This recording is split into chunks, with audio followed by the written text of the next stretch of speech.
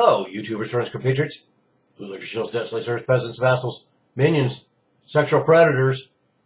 I'm Useful Idiot. Welcome. And today I want to talk about Bill Clinton. And I know the heat's on Hillary Clinton right now, but some of the heat on Hillary Clinton is because that bad boy husband of hers is at it again, or at least has been at it again for the last few years. Old habits die hard. So the story kind of came and went pretty fast, and a lot of the stories, or at least articles, didn't have quite the details. But when you snooped around a little bit, this story really smells pretty bad, and I think it has a lot of implications. And I'll get to the implications later in the video. But first of all, let's get to the gruesome details. It all ties around this guy named Jeffrey Epstein, who is a convicted pedophile. And turns out he has a 78-acre private island state called Little St. James in the U.S. Virgin Islands. And 35 known victims have come forward so far, the youngest 12. And these are young women who are squirreled away to this island, some consenting and some apparently not, being used in this island as a fantasy island for the rich and powerful. And apparently this Mr. Epstein settled dozens and dozens of lawsuits involving victims, and he was finally apparently busted for offering $300 to have sex with, I think, a 14-year-old girl. And so anyway, a great guy, and turns out he used to be a really, really good friend of Bill Clinton's. And also another guy that was involved in this circle was a billionaire playboy with a taste for young girls, this guy named Ron Burkle. And they are all involved together. And in fact, this guy, Ron Berkel, as it turns out, supposedly had a relationship with Gina Gershon. And I'm always surprised to see where Gina Gershon shows up. Some of you may remember her from the movie Showgirls. And then she ended up dating Paul Allen, the billionaire, Seattle billionaire, for quite some time. So she ends up having this relationship with this circle of people, including Jeffrey Epstein, billionaire playboy Ron Burkle, and Bill Clinton. So this is where the details get interesting. Bill Clinton made 11 visits to this island on Epstein's private jet. And Epstein's private jet was known as the Lolita Express. So Bill Clinton made 11 visits there from 2002 to 2005. Of course, by 2007, when the heat came on Jeffrey Epstein, it's when Clinton started to distance himself from Mr. Epstein, and he was completely done with him in 2010. But as late as Chelsea Clinton's wedding, some of the people involved in this circle still show up at his function. So he hasn't cut all ties with all the people involved in this. And it's pretty interesting because they have the flight logs with Clinton, and often there are Epstein, some of these women who are doing the pimping, and then a gathering of other unknown and sometimes one-name females on board, probably these young girls. And Alan Dershowitz was also involved in this circle, and interestingly enough was also the one who ended up defending Jeffrey Epstein. And our old pal Larry Summers was also involved in these circles and flew on Jeffrey Epstein's plane. So it turns out all these movers and shakers, and this is at the top of these circles, people like Alan Dershowitz, people like Larry Summers, people like Bill Clinton,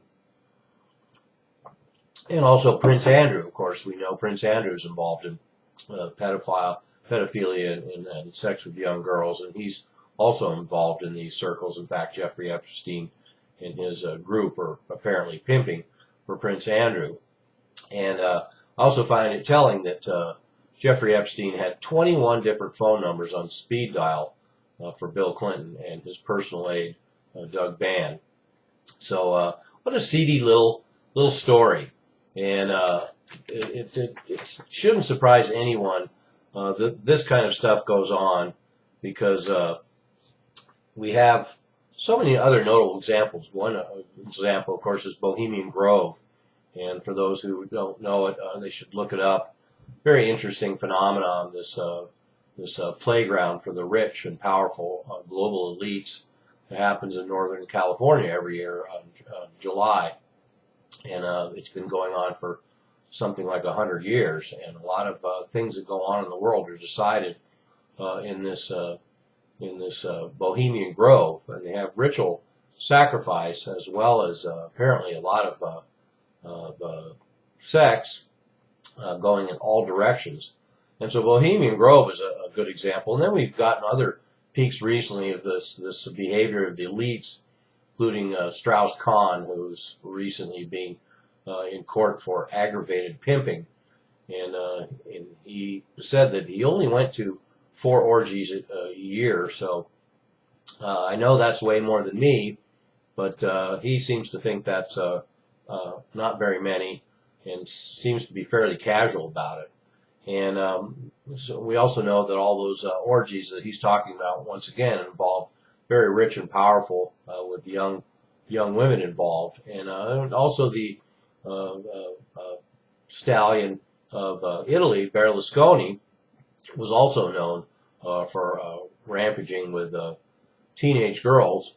But of course in Italy it's a badge of honor, so it's not really considered a scandal.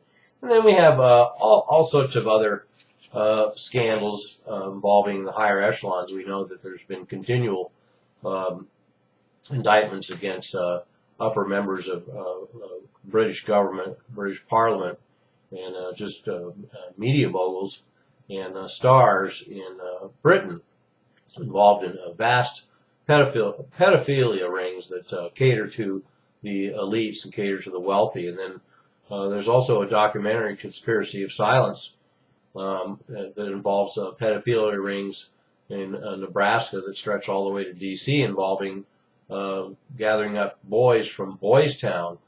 This is a 1994 documentary from Discovery, apparently, that's been suppressed.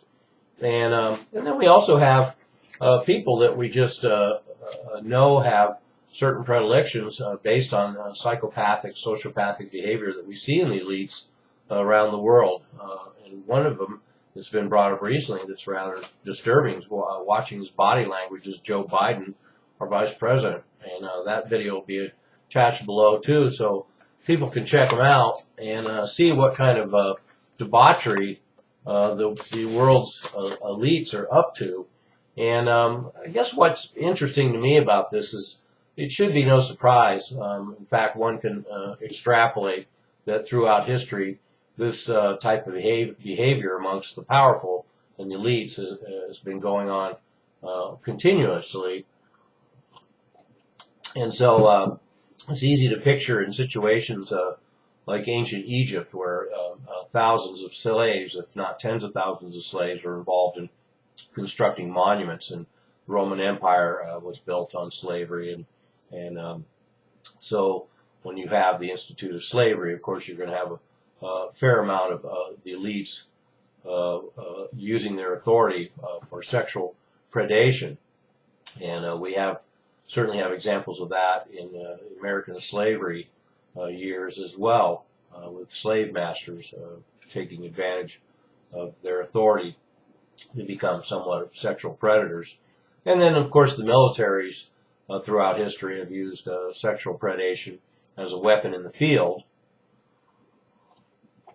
But more importantly, I want to focus in on the fact that the elites, although there is a connection when you think about militaries in the field, a lot of times the orders can come from above that rape can be used in the field as a weapon, and certainly that's true throughout history up until modern times. So there is a connection, but mostly I want to talk about just how the elites, one can imagine through ancient times in the Middle Ages, powerful men and women in their castle fortresses who had power and authority.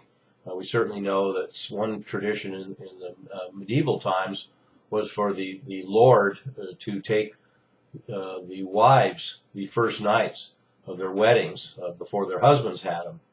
So if they lorded over a village, they would have first rights over the bride on their wedding night. And but I think it's highly likely that, considering the lack of forensics and the lack of police and the lack of certain types of morality, I think a lot of debauchery has been gotten away with for millennia by the elites. And I guess that's my main point to this video in the big picture. The fact that the elites are humans, the elites are sexual creatures, and the elites are often sociopaths and psychopaths. That's how they become what they become, and they are raised in an environment where it's almost inevitable that they will become one if they aren't one already. And so this given the resources and the opportunity and the will, and certainly money has its own power, one can only imagine the levels of debauchery that are going on in the most powerful people in the world. And of course, now we live in a society where lords and kings and masters cannot just prey on their local villages or prey on their states and round up the virgins and rape them and kill them and torture them. Now they can still do that, but they just have to be a lot more careful about it. And it's perhaps not going on at the same scale as it was in ancient times or the medieval times. But who knows? I'm sure they have quite the imagination when unleashing the depravity. When you have the globe as your playground and billions of dollars, and you are continuously lording over everyone around you. I'm a useful idiot. Don't you be one too.